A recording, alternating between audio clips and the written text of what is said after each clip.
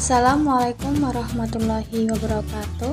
Halo semua, jumpa lagi dengan saya Ardiati Rahayu, MPM 5021200. Baiklah, di video kali ini saya akan membahas materi tentang model pengembangan kurikulum, model interaksi kurikulum, dan struktur kurikulum pada sekolah dasar. Baiklah, dengan mata kuliah Telaah Kurikulum dengan dosen pengampu Bapak Tio Gusti Satria, Magister Pendidikan. Baiklah, simak videonya bersama-sama ya. Baiklah, yang pertama yaitu ada pengertian model perkembangan kurikulum.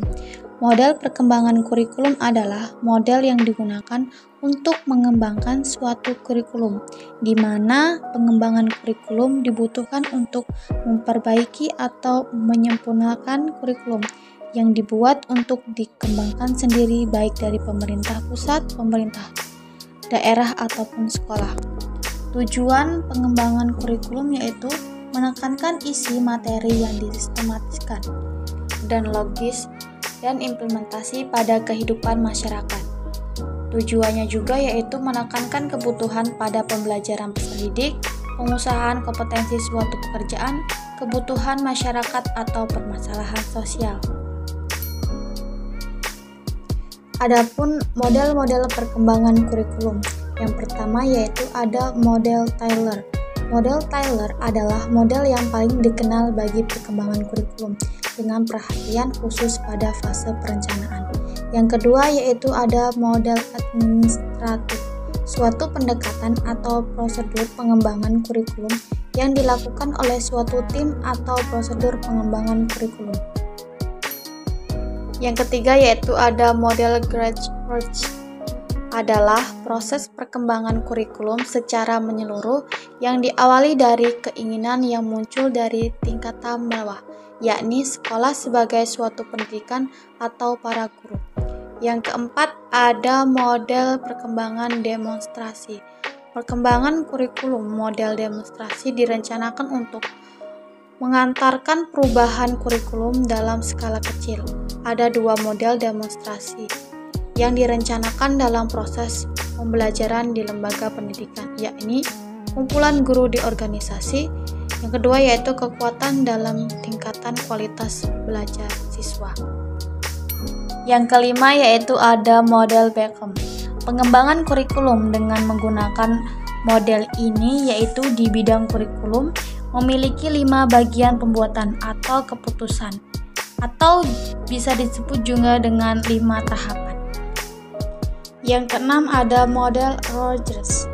Carl Rogers adalah seorang ahli psikolog yang berpandangan bahwa manusia dalam proses perubahan mempunyai kekuatan atau potensi untuk berkembang sendiri.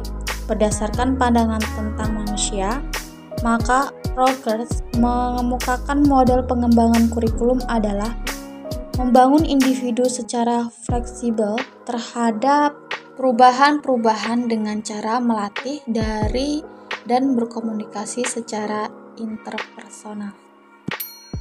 Yang ketujuh yaitu ada model perencanaan. Kurikulum model ini sudah melibatkan seluruh komponen pendidikan yang meliputi siswa, orang tua, guru, serta sistem sekolah. Kurikulum dikembangkan dalam rangka memenuhi kebutuhan para pemangku kepentingannya. Penyusunan kurikulum dilakukan dengan mengikuti prosedur Rashford. Oke, masuk poin yang kedua yaitu model integrasi kurikulum. Menurut Forgetty, integrasi kurikulum adalah suatu bentuk kurikulum yang bisa menggabungkan keterampilan, tema, konsep, dan topik secara inter dan antara disiplin atau gabungan keduanya. Forgetty menjelaskan bahwa model integrasi kurikulum dikelompokkan menjadi 3 klasifikasi pengintegrasian, yaitu pertama integrasi dalam satuan disiplin ilmu, yang kedua yaitu integrasi beberapa disiplin ilmu, yang terakhir atau yang ketiga integrasi campuran. Baiklah, di sini ada model-model dari integrasi kurikulum. Di sini ada 8 model integrasi.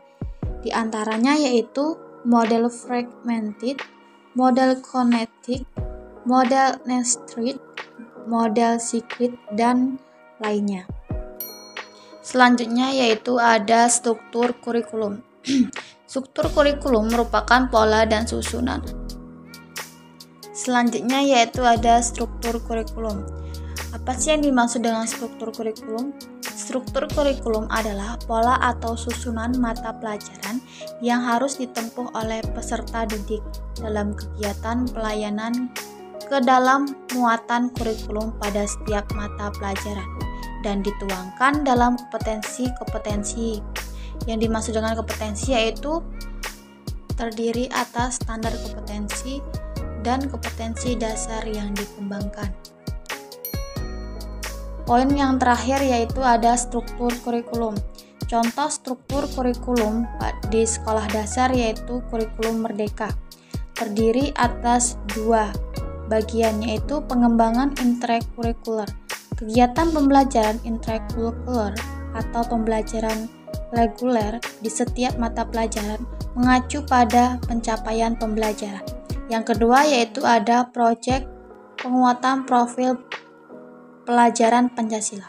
Kegiatan proyek penguatan profil pelajaran Pancasila bertujuan untuk memperkuat upaya yang mencapai profil pembelajaran Pancasila mengacu pada standar kompetensi lulusan yang telah ditetapkan dengan Permendikbudristek nomor 5 tahun 2022. Profil pembelajaran Pancasila terdiri dari 5 dimensi yaitu dimensi bertakwa kepada Tuhan Yang Maha Esa dan berakhlak mulia, Allah beragama, berkebinekaan global, gotong royong, mandiri, dan kreatif. Oke teman-teman, itu tadi adalah pembahasan kita yang terakhir.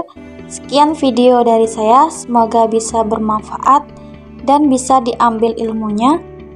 Saya akhiri, wassalamualaikum warahmatullahi wabarakatuh.